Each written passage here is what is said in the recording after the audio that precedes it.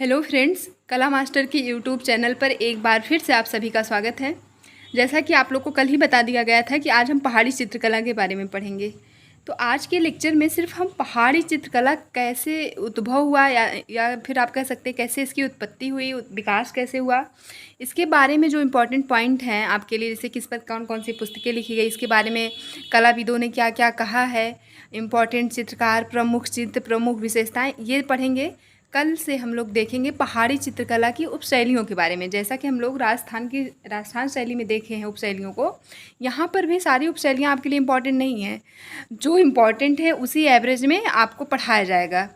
तो आइए देखते हैं पहाड़ी चित्रकला क्या थी और इसके बारे में क्या क्या आपके एग्ज़ाम के लिए इम्पॉर्टेंट है। तो देखिए, सबसे पहले देखते हैं पहाड़ी चित्रकला को लघु चित्रकला कहा जाता है। आपके एग्जाम में पूछा जा सकता है पहाड़ी चित्रकला कैसी चित्रकला थी, तो ये एक लघु चित्रकला थी। इंपॉर्टेंट है ये पॉइंट, आपके एग्जाम में पूछा भी गया है। पहाड़ी चित्रकला एक लघु चित्रकला थी और पहाड़ी चित्रकला को जो है नारी सुषमा की उपाधि दी गई है। ऐसा इसलिए क्योंकि इसके जो विषय होते थे, पहाड़ी चित्रकला के जो विषय चित्रकारी के होते थे, चित्रकारी के विषय तो बहुत थे, दरबार थे, धार्मिक विषय सब कुछ था, लेकिन विशेष रूप से नारियों पर चित्रण किया गया, इसीलिए इसको नारी के सौंदर्य पे इसमें भी बहुत ज़्यादा चित्रण किया गया है। इसीलिए इसे जो है नारी सुषमा की उपाधि कहा जाता है। नारी सुषमा की उपाधि कहा गया है पहाड़ी चित्रकला को। इम्पॉर्टेंट पॉइंट है ये भी आपके लिए। अब देखते हैं अगला पॉइंट। प्रारंभ में जो है, जैसे अभी तो हम इसको बोल रहे हैं पहाड़ी चित्रकला, लेकिन शुरुआत में प्रारंभ में इसका मतलब, प्रारंभ का मतलब ये है कि शुरुआती दौर में जब इसका उद्भव हो रहा था तो पहाड़ी शैली को जम्मू कलम कहा गया था। जम्मू कलम, देखिए आप कहीं कहीं पढ़ते होंगे कि जम्मू, जैसे मान लीजिए इसी को ले लेते हैं जम्मू कलम को ही, कहीं कहीं आप पढ़ते होंगे जम्मू कलम, जम्मू स्कूल, जम्मू शैली। तो ये कलम स्कूल शैली का मतलब एक ही है कि जो नाम लिखा हुआ है उसी के बारे में हमको, उसी चित्रकला, उसी राज्य की चित्रकला के बारे में पढ़ना है।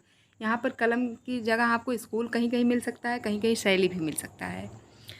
तो ये जो है शुरुआती दौर में अपने पहाड़ी चित्रकला जम्मू कलम के नाम से जानी जाती थी। जम्मू कलम, ठीक। बाकी अगर देखें तो 1916, देखिए आप शुरुआत से ही देख रहे हैं आनंद कुमार स्वामी आपके लिए कितने इंपॉर्टेंट हैं। बंगाल शैली में भी इनका जिक्र आया था, उसके बाद राजस्थानी शैली में भी इनके बारे में हम लोग पढ़े। अब देखिए पहाड़ी चित्रकला में भी ये आ गए हैं फिर से। अब देखिए यहाँ पर इनका क्या योगदान है। ये जो है 1916 ईस्वी में सर्वप्रथम डॉक्टर आनंद कुमार स्वामी ने पहाड़ी चित्र को दो भागों में विभक्त किया। देखिए यही आनंद कुमार स्वामी हैं जिन्होंने राजस्थान शैली को भी दो भागों में विभक्त किया था अपनी पुस्तक राजपूत पेंटिंग्स में। पहला पार्ट था पहाड़ी चित्रकला, दूसरा था राजपूत पेंटिंग्स। यहाँ पर क्या करते हैं, ये पहाड़ी चित्रकला को भी दो भागों में डिवाइड कर रहे हैं। पहला पहला वर्ग है जो इन्होंने डिवाइड किया। देखिए इसको याद रखिएगा कब ये डिवाइड करते हैं, 1916 ईस्वी में। पहले वर्ग का मतलब है, पहले भाग में इन्होंने उत्तरी कला यानी कांगड़ा स्कूल को रखा। पहले वर्ग में इन्होंने उत्तरी कला यानी कांगड़ा स्कूल को रखा। अब देखिए यहाँ स्कूल लिखा हुआ है, यहाँ शैली भी अगर लिख जाए या कलम लिख जाए तो उस तीनों शब्दों का मतलब एक ही है। मतलब तो एक नहीं है, लेकिन सेंस आप एक ही समझिए। तो द्वितीय वर्ग में इन्होंने क्या रखा, दक्षिणी कला को यानी कि डोगरा जम्मू स्कूल को रखा है। ठीक, इन्होंने जो दो भागों में डिवाइड किया है पहाड़ी चित्रकला को, पहले वर्ग में उत्तरी कला यानी कि कांगड़ा स्कूल को रखा, द्वितीय वर्ग में दक्षिणी कला यानी कि डोगरा जम्मू स्कूल के चित्रों को रखा है।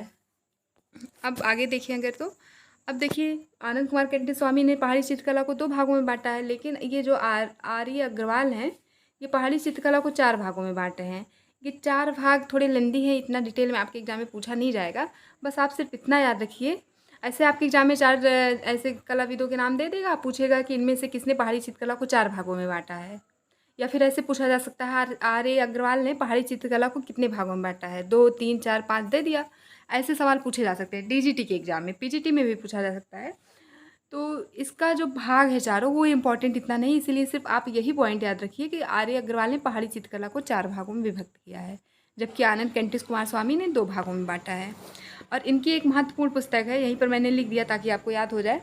देखिए ये इनकी पुस्तक का नाम है आर्य अग्रवाल का कला विलास। ये आपकी पुस्तक वाली सीरीज़ में पढ़ाया भी गया है। और मैंने एक वीडियो हमारे यूट्यूब पर जाएंगे तो मिल जाएगा, प्रमुख पत्रिकाएं प्रमुख पत्रिकाओं में इसको पढ़ाया भी गया आपको। तो यहाँ पर आप फिर से देख लीजिए, आर्य अग्रवाल की पुस्तक का क्या नाम है, कला विलास। हम देखते हैं पहाड़ी चित्रकला की नींव किसने रखी। पहाड़ी चित्रकला की नींव जो है मुगल चित्रकारों ने रखी। मुग़ल चित्रकारों ने पहाड़ी चित्रकला की नींव रखी। और पहाड़ी चित्रकला की खोज किसने की? मिटकॉफ ने 1910 ईस्वी में किया। इन्होंने सिर्फ खोज ही किया है, मतलब इसका पता लगाया कि ये पहाड़ी चित्रकला शैली है। खोज किसने की? मिटकॉफ ने 1910 ईस्वी में किया। इंपॉर्टेंट है ये आपके लिए। और इसे संरक्षण किसने दिया? देखिए यहाँ पर तीनों पॉइंट में थोड़ा थोड़ा सा अंतर है। नींव मुग़ल चित्रकार रख रहे हैं, इसकी नींव जो है मुग़ल चित्रकार रख रहे हैं, लेकिन खोज जो है मिटकॉफ कर रहे हैं। जबकि संरक्षण का मतलब उसके विकास में योगदान कौन कर रहा है? राजपूत शासक कर रहे हैं। राजपूत शासक वही राजस्थान वाले। अब पहाड़ी चित्र शैली में मिश्रण किसका किसका है? किसको मिला के पहाड़ी शैली बनी है? पहाड़ी शैली राजपूत पेंटिंग्स और मुग़ल पेंटिंग्स को मिलाकर बनी है। आपके एग्जाम में पूछा जाए पहाड़ी शैली में किन दो शैलियों का मिश्रण है, तो राजपूत शैली, राजपूत पेंटिंग्स बोल सकते हैं, और मुग़ल पेंटिंग्स। इसको तो मैंने आपको बहुत अच्छे से बताया है कि पहाड़ी शैली में 12 मासा का सर्वाधिक चित्रण हुआ। राजस्थान शैली के वीडियो में आप देखेंगे, इसको वहाँ पर बताया है मैंने। पहाड़ी शैली में 12 मासा का सर्वाधिक चित्रण हुआ है। अब देखिए पहाड़ी शैली में रंग किस प्रकार के यूज हुए। तो पहाड़ी शैली में जो है खनिज रंगों का प्रयोग हुआ है। राजस्थान में भी खनिज रंगों का प्रयोग हुआ था। और यहाँ पर गहरे रंगों का मतलब चटक रंगों का प्रयोग हुआ है पहाड़ी चित्रकला में। और चेहरे एक चश्म चेहरे बनाए गए हैं। यहाँ पर प्रारंभ में एक चश्म चेहरे बनाए जाते थे। और अगला पॉइंट अगर देखें तो पहाड़ी शैली का गहन अध्ययन आनंद कुमार स्वामी ने किया है। पहाड़ी शैली का गहन अध्ययन आनंद कुमार स्वामी ने किया है। जबकि खोज की बात की जाए तो मिटकॉफ ने 1910 ईस्वी में किया। अगला है, अगर सर्वाधिक पुस्तक देखें पहाड़ी शैली, ये पूछा जा सकता है पहाड़ी शैली पर सर्वाधिक पुस्तक किसने लिखी? BN गोस्वामी। जबकि गहन अध्ययन का मतलब शोध पत्र ज़्यादा जो है आनंद कुमार स्वामी ने निकाले हैं। ज़्यादा पता उसकी पहाड़ी चित्रकला के बारे में आनंद कुमार स्वामी ने लगाया, लेकिन सर्वाधिक पुस्तक जो है BN गोस्वामी ने लिखा पहाड़ी चित्रकला पर। ये दोनों पॉइंट इंपॉर्टेंट है आपके लिए। अब देखिए पहाड़ी, ये सबसे ज़्यादा इंपॉर्टेंट पॉइंट है, क्योंकि यहाँ से सवाल पूछे भी गए। सारे जितने भी कला से रिलेटेड एग्जाम हैं, यहाँ से ज़रूर पुस्तकें पूछी जाती हैं। आप लोग इसको क्या करिए कि सारे पुस्तक लेखक और कब लिखी गई किस ईयर में, एक चार्ट पेपर बना के अपनी दीवार पर चिपका लीजिए और इसको ऐसे आते जाते देखते रहिए तो याद हो जाएंगी। देखिए पहाड़ी चित्रकला से संबंधित प्रमुख पुस्तकों में सबसे पहली पुस्तक आपकी इंपॉर्टेंट है राजपूत पेंटिंग्स, जिसको आनंद कुमार स्वामी ने 1916 ईस्वी में लिखी। दूसरी पुस्तक है master pieces of Rajput paintings, जिसको ओसी गांगुली ने लिखा 1926 ईस्वी में। ओसी गांगुली के बारे में एक बहुत महत्वपूर्ण फैक्ट मैंने बंगाल शैली में आपको बताया। अगर आप लोग को याद है तो आप लोग कमेंट बॉक्स में ज़रूर इसका आंसर दीजिए। ओसी गांगुली के बारे में इंपॉर्टेंट फैक्ट जो बहुत ज़्यादा इंपॉर्टेंट है और एग्जाम में पूछा भी गया है, क्या था, बंगाल शैली में आपको पढ़ाया गया है। आप लोग कमेंट में इसका उत्तर दीजिएगा। अगली तीसरी पुस्तक है हिमालयन आर्ट, जिसको जो है जेसी फ्रेंच ने लिखा है। हिमालयन आर्ट को जेसी फ्रेंच ने लिखा 1931 ईस्वी में। अगली पुस्तक है स्टडीज इन इंडियन आर्ट, जिसे NC मेहता ने लिखा 1926 ईस्वी में। Studies in Indian art. पांचवी पुस्तक है, इसको मैंने नंबरिंग इसलिए कर दिया कि आप जो है अगर पाँच पुस्तकों को उठाएंगे और 5 बार कॉपी पे लिखेंगे तो याद हो जाएगा। टोटल देख लीजिए कितनी पुस्तक है, उसके बाद 5 के पार्ट में डिवाइड करके 5 बार उसको लिखिए। 5 पुस्तकों को उठाइए और 5 बार उसी एक ही पुस्तक को कॉपी पर लिखिए, तो आपको एकदम अच्छे से याद हो जाएगा। किसी चीज़ को याद करने का सबसे अच्छा तरीका है कि उसको लिख कर याद करिए। पाँचवीं पुस्तक अगर देखें तो Indian paintings in a Punjab hills. देखिए Indian painting in a Punjab hills, इसको जो है WH आर्चर ने 1952 ईस्वी में लिखी। इंडियन पेंटिंग इन पंजाब हिल्स को WH आर्चर ने 1952 ईस्वी में लिखी। अब देखिए डॉक्टर MS रंधावा की 3 पुस्तकें हैं, ये बहुत इंपॉर्टेंट है, ये पूछे भी गए हैं, इनकी पुस्तकें पूछी जाती हैं बहुत एग्जाम में। देखिए इनकी 3 पुस्तकें हैं पहाड़ी चित्रकला से संबंधित। पहली पुस्तक है कांगड़ा वैली पेंटिंग्स, जिसको 1954 में लिखा है MS रंधावा ने। कांगड़ा वैली पेंटिंग्स, वैली का मतलब पहाड़ी होता है। अगली पुस्तक इनकी है कृष्ण लीजेंड इन पहाड़ी पेंटिंग, कृष्ण लीजेंड इन पहाड़ी पेंटिंग्स।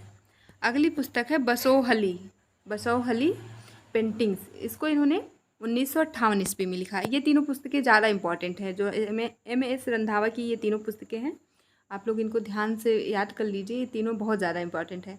अगली 9वीं पुस्तक है आपकी द पहाड़ी मिनिएचर पेंटिंग्स, जिसको कार्ल खंडाला वाला ने 1958 ईस्वी में लिखी, ये भी इंपॉर्टेंट है। देखिए आप कुछ भी स्किप नहीं कर सकते, याद आपको सारी करनी पड़ेंगी, क्योंकि आपको बहुत बार मैंने बताया कि सीट कम है, कंपटीशन बहुत ज़्यादा है, तो आपको कुछ भी स्किप नहीं करना, सारी पुस्तकें आप लोग रट डालिए। अगली पुस्तक है पहाड़ी चित्रकला। 10वीं पुस्तक क्या है? पहाड़ी चित्रकला, जिसको किशोरी वैद्य ने लिखा है और इसको कब लिखा? 1964 ईस्वी में। अगली पुस्तक है पहाड़ी and Sikh portrait in Lahore museum. इसको जो है F.S. एजाजुद्दीन लिखा है। F.S. एजाजुद्दीन ने 1978 ईस्वी में लिखा है। अब देखिए इंपॉर्टेंट पॉइंट है ये आपके सामने एक, सबसे अधिक कृष्ण लीला के चित्र पहाड़ी शैली में बने। सबसे अधिक कृष्ण लीला के चित्र पहाड़ी शैली में बने। यहाँ पर एक पुस्तक अभी हम लोग पढ़े हैं MS रंधावा की, ये देखिए कृष्ण जो है लीजेंड इन्होंने कहा है पहाड़ी पेंटिंग्स में, कृष्ण को लीजेंड बोला है। तो आप समझ सकते हैं ये पुस्तक इसी चीज़ पर आधारित है कि सबसे अधिक कृष्ण लीला संबंधी चित्र पहाड़ी शैली में बने हैं, इसी के ऊपर वो पुस्तक आधारित है। अगला देखें तो पहाड़ी शैली के प्रसिद्ध चित्रकारों में देखें तो मनकू थे, कहीं कहीं मानकू भी लिखा मिल सकता है ऐसे, मनकू भी लिखा मिल सकता है आपको। दूसरे प्रमुख चित्रकार हैं पहाड़ी चित्रकला शैली के चत्तू शाह, वो तीसरे हैं मौला राम। अब देखते हैं, आज के लिए इतना ही। हम मिलेंगे कल पहाड़ी चित्रकला शैली की उपशैलियों को लेकर। कल पढ़ेंगे हम लोग गुलेर शैली के बारे में। तो आज के लिए इतना ही। Thank you so much.